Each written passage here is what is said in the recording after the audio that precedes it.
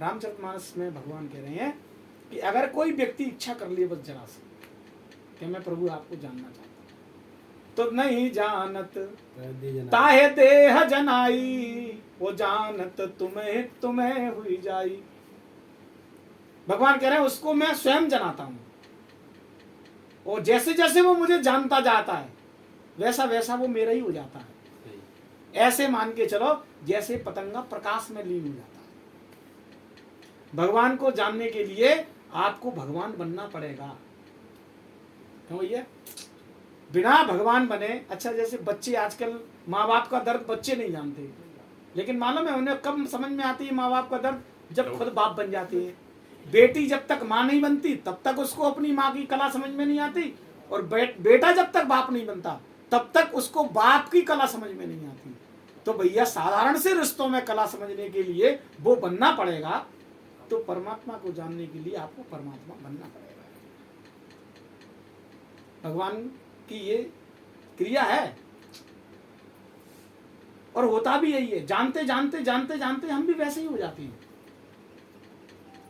किसी व्यक्ति की संगत में अगर हम ज्यादा समय तक रहेंगे तो हम वैसे ही होते जाएंगे धीरे धीरे धीरे धीरे। एक समय आने पर हमारा बोल चाल, हाव भाव, व्यवहार सब वैसा ही हो जाएगा जैसे कि साथ हम निरंतर बैठ रहे हैं। एक प्रैक्टिकल करके देख लो। संतों में एक भौरे जैसा भी गुण होता है। संतों में भौरे जैसा गुण होता है। भौरा तितली की इल्ली को लाता है। इल्ली माना उसका अंडा छोटा सा। अब तितली के अंडे में से क्या निकलना चाहिए? तितली निकलनी चाहिए, लेकिन भौरा उस अंडे को लाता है और लाके मिट्टी की बामी बनाता है। वो छोटी सी इतनी बड़ी बना ले, इतनी बड़ी बना ले, जैसे दीमक बनाती है ना बामी, ऐसे मिट्टी की इतनी बड़ी भौरा बामी बनाता है और उस इल्ली को उस बामी में डाल देता है, और ऊपर से उस मिट्टी से उस इल्ली के उसको बामी के छेद को बंद कर देता है। यानी उसने उसमें पैक कर दी वो इल्ली। अब भौरा क्या करेगा? तो भौरा अब उस इल्ली के ऊपर मंडराएगा,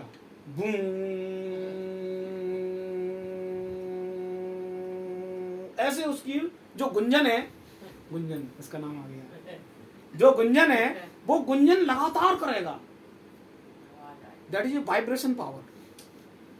जैसे वाइब्रेशन से देखा होगा हमने, आसमान कितना ऊपर है, बिजली ऊपर कड़कती है लेकिन नीचे उसकी हरकत हमको समझ में आती है। ऐसा लगता है जमीन फट जाएगी। तो काय से हो रहा है? वाइब्रेशन से। बहुत सारे काम वाइब्रेशन से हो रहे हैं, और सब वाइब्रेशन से, ये मोबाइल वाइब्रेशन से ही चल रहा है। सही। तो वो जो वाइब्रेशन है, भौरा उस पर लगातार मंडराता है एक धुन में, बूम।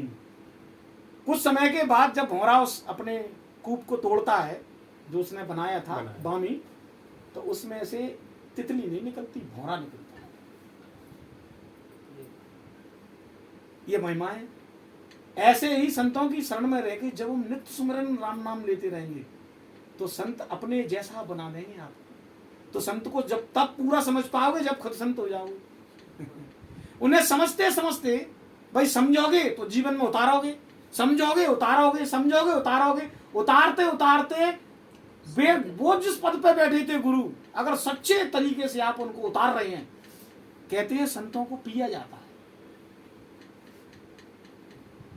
कईयों चरणोदक पीते हैं, कईयों संतों को ही पी लेती है। तो सही मायने में संतों को ही पिया जाता है। संत माँ भी है, गुरु माँ भी होते हैं और गुरु पिता भी होते हैं।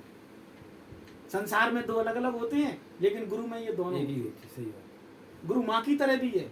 गुरु जितना ख्याल आपकी माँ नहीं रख सकती है। माँ देखेगी तब ख्याल रखेगी। माँ की ओझल से होगा तो कैसे ख्याल रखेगी? अगर वास्तव में माँ इतना ख्याल रखती तो कई माँ के बच्चे गड्ढों में डूब के मर गए, माँ को पता ही नहीं पड़ा। देखो आपके मिलने वाले हैं, वो हमारे बगल में रहता है, क्या नाम भूल गया मैंने, शर्मा जी का, बालकृष्ण। जरा सा बच्चा, और उसमें सामने नाले में एक ही बच्चा था उनके, और बहुत छोटा था, वो घुटनू घुटनू चल के आ गया और नाले में चला गया। रहते हुए इस बच्चे की मंटुलाई मोड़ी देख ही नहीं पाया किसी ने।